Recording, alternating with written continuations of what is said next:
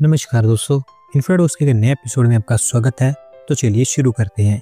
पहली खबर की शुरुआत करते हैं गंगा एक्सप्रेसवे से, जहां पर दोस्तों यूपी एडा ने इसको लेकर कुछ अपडेट हमारे सामने रखा है और उनके द्वारा कहा गया है कि इसकी पहली स्ट्रेच ऑलमोस्ट तैयार हो गई है, जिसको नवंबर के अंदर अंदर ओपन कर दिया जाएगा।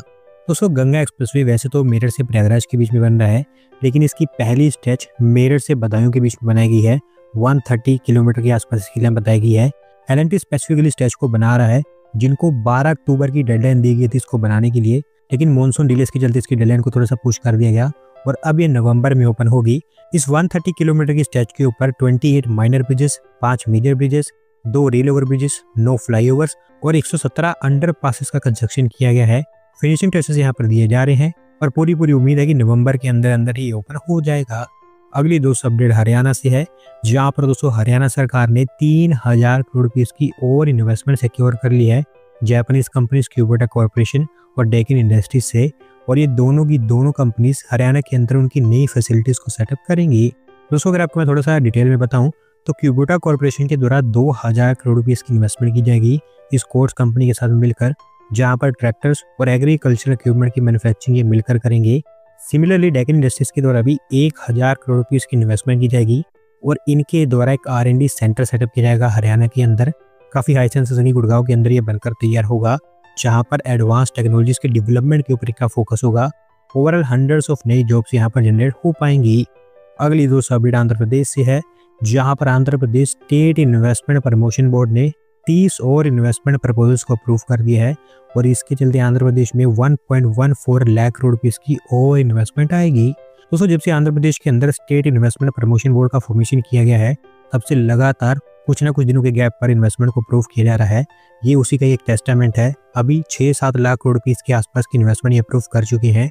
इस बार IT, fuel, aerospace, tourism, food processing और डेटा सेंटर रिलेटेड इंडस्ट्रीज में इन्वेस्टमेंट आई है। बात करूं मेजर प्रपोजल्स के बारे में, तो सबसे बड़ी इन्वेस्टमेंट यहाँ पर गूगल और उनकी पार्टनर कंपनी के द्वारा मिलकर की जाएगी, जो एक हाइपर स्केल का डेटा सेंटर सेटअप करेंगे विशाखापट्टनम के अंदर। 87,520 करोड़ रुपीस की इन्वेस्टमेंट होगी और 1 गीगावाट के आसपास यहाँ पर कैपेसिटी क्रिएट की जाएगी। और दोस्तों आप ये समझिए कि इतना बड़ा प्रोजेक्ट होगा कि इसके चलते आंध्र प्रदेश के अंदर डायरेक्ट और इनडायरेक्ट 1.88 लाख जॉब जनरेट होंगी और एनुअली ये इकलौता प्रोजेक्ट आंध्र प्रदेश की स्टेट GSDP में 10,518 करोड़ रुपीस कंट्रीब्यूट करेगा। इसके अलावा भारत डायनेमिक्स के द्वारा 1200 crore rupees, JSW national park के द्वारा 531 करोड़ रुपीस और रेमंड के द्वारा भी 430 करोड़ रुपीस की इन्वेस्टमेंट की जाएगी। ओवरऑल यहाँ पर आपको 67,000 से ज्यादा डायरेक्ट जॉब जनरेट होती हुई दिखाई देंगी। अगली दोस्तों अपडेट राजस्थान से है, जो हमारे देश की लार्जेस्ट सीमेंट प्रोड्यूसिंग स्टेट बनने वाली है, क्योंकि अगले 3-4 सालों के अंदर अंदर राजस्थान में 16 मिलियन टन पर एनम की और सीमेंट कैपेसिटी क्रिएट कर दी जाएगी। दोस्तों, राजस्थान के अंदर अभी 6 सीमेंट प्लांट्स पाइपलाइन में है। इनके ऊपर कुल मिलाकर 17,000 करोड़ रुपीस की इन्वेस्टमेंट होगी और 2026 से लेकर 2029 के बीच ये तैयार हो जाएंगे। सारे के सारे प्लांट्स जैसलमेर के अंदर बनने वाले हैं। गवर्नमेंट डेटा के अकॉर्डिंग अभी हमारे देश के अंदर आंध्र प्रदेश सीमेंट कैपेसिटी में लीड करता है 62.5 मिलियन टन पर एनम की कैपेसिटी के साथ। राजस्थान दूसरे नंबर पर आता है 55 मिलियन टन पर एनम की कैपेसिटी के साथ। लेकिन जब ये प्लांट्स बनकर तैयार हो जाते हैं तो राजस्थान की कैपेसिटी काफी easily 70 million tonne per annum को क्रॉस कर जाएगी और अल्टीमेटली राजस्थान देश का लार्जेस्ट सीमेंट प्रोड्यूसिंग हब बन जाएगा। अगली दोस्तों update French aviation giant Dassault system को लेकर है, जिन्होंने भारत के अंदर उनकी R&D को भी और एक्सपांड कर दिया है और इसके लिए पुणे में एक नया R&D कैंपस उन्होंने तैयार किया है। दोस्तों, मैं आपको बता दूं कि ये कंपनी ऑलरेडी भारत के अंदर स्पेसिफिकली पुणे के अंदर एक R&D कैंपस को ऑपरेट किया करती थी। उसी के आसपास इनके द्वारा नया कैंपस सेटअप किया गया है, जिसका नाम इनके द्वारा अर्थ रखा गया है और ये IGBC ग्रीन बिल्डिंग सर्टिफाइड है, जहां पर ओवरऑल 2400 के आसपास जॉब्स इसके थ्रू जनरेट हो पाएंगी। अगली दोस्तों अपडेट हमारी रेलवेज की तरफ से है, जहां पर हमारे रेल बोर्ड के द्वारा 908.15 करोड़ रुपीस सैंक्शन कर दिए गए हैं एक मेगा मेंटेनेंस डिपो के लिए और साउथ सेंट्रल रेलवे जोन को ये काम करने की रिस्पॉन्सिबिलिटी दी गई है। तो दोस्तों, ये depot Warangal Mahabubabad rail route पर सेटअप किया जाएगा, जो साउथ सेंट्रल रेलवे जोन के अंडर में आता है। इसी कारण से इनको रिस्पॉन्सिबिलिटी दी गई है। रेल कोचेस की पीरियोडिक ओवरहोलिंग के साथ साथ रूटीन ओवरहोलिंग भी यहाँ पर हो पाएगी और यहाँ पर एक कंप्लीट इकोसिस्टम क्रिएट किया जाएगा ओवरहोलिंग को लेकर। स्पेसिफिकली महबूबाबाद के अंदर एग्जिस्टिंग ट्रैक के बिल्कुल बगल में 300 एकर्स ऑफ लैंड इसके लिए शॉर्टलिस्ट की गई है, जहाँ पर ये बनकर तैयार होगा। एक बार ये भी बन जाता है तो 5,000 के आसपास डायरेक्ट और इनडायरेक्ट जॉब्स इसके तो जनरेट होंगी। अगली दोस्तों अपडेट गुजरात से है, जहाँ पर दोस्तों अवाडा ग्रुप गुजरात के अंदर उनकी इन्वेस्टमेंट को भी और बढ़ा रहा है और गुजरात में अभी 36,000 करोड़ रुपीस की ओवर इन्वेस्टमेंट को लेकर उन्होंने गुजरात सरकार के साथ में एग्रीमेंट भी साइन किया है। दोस्तों ये इन्वेस्टमेंट सोलर, विंड और बैटरी एनर्जी स्टोरेज सिस्टम के ऊपर की जाएगी, जहां पर 5 गीगावाट की सोलर कैपेसिटी, 1 गीगावाट की विंड कैपेसिटी और 5 गीगावाट पर आवर की battery energy storage system capacity तैयार की जाएगी। कच्छ, बनासकांठा और सुरेंद्रनगर इन 3 डिस्ट्रिक्ट्स में इन्वेस्टमेंट आपको जाती हुई दिखाई देगी और ओवरऑल 2027 से लेकर 2030 के बीच सभी को एग्जीक्यूट कर दिया जाएगा।